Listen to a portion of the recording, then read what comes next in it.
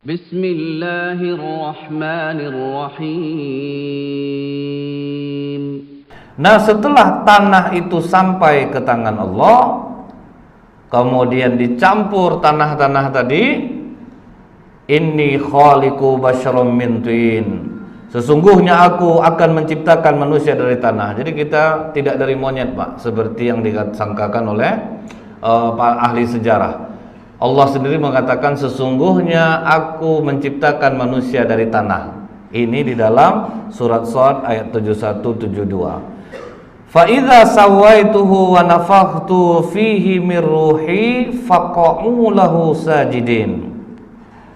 Maka apabila telah kusempurnakan kejadiannya dan kutiupkan kepadanya ruh ciptaanku, maka hendaklah kamu tersungkur dengan bersujud kepadanya.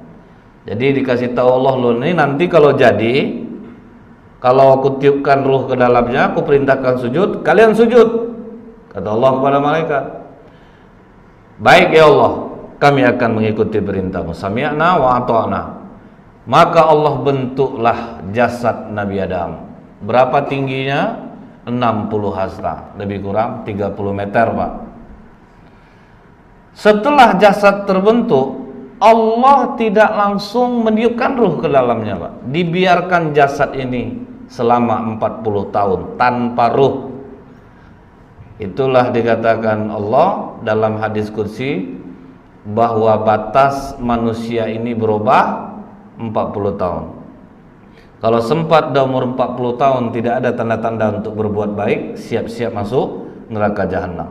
Jadi kalau orang, Bu, sudah lewat 40 tahun enggak juga rasanya sholat, kemungkinan untuk berubah sudah sulit, Pak.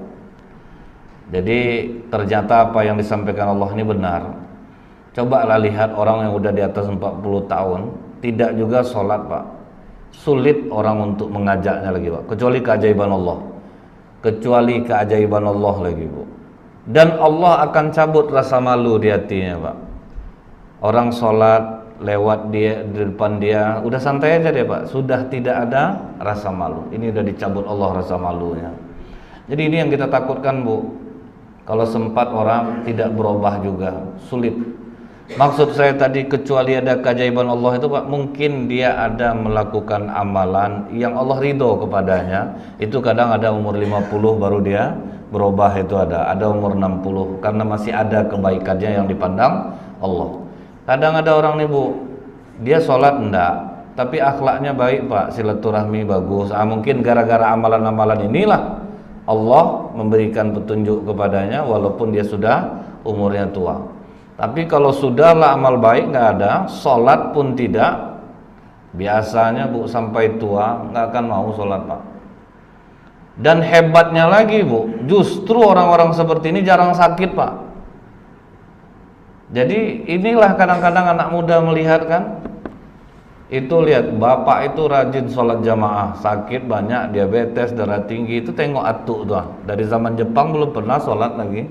Sehat sampai tua belum pernah masuk rumah sakit. Memang betul, Bu. Jadi Allah ingin orang-orang seperti ini dia merasakan sempurna hidupnya di dunia ini, Pak. Sehingga dia nanti mati tinggal dimasukkan saja lagi ke dalam neraka. Bagi orang-orang soleh, sakitnya itu menggugurkan dosa-dosanya sehingga dia bersih kembali kepada Allah, tinggal Allah masukkan ke dalam surga. Jadi jangan kecil hati, Bu. Kok makin rajin sholat, rajin sedekah, penyakit banyak. Itu bentuk kasih sayang Allah sebetulnya. Dan justru orang yang tidak sholat sampai tua, dia tidak diberikan Allah sakit, karena Allah ingin dia sempurna merasakan nikmatnya di dunia ini. Kadang kan orang sering terpikir seperti itu, Pak, ya. Saya rajin sholat, rajin sedekah, kenapa penyakit saya banyak? Ini orang tidak pernah sholat, tidak pernah puasa, tidak pernah berbuat kebaikan, tapi umurnya panjang.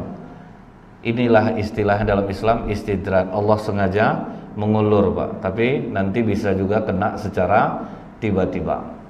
Nah, jadi ini batasnya 40.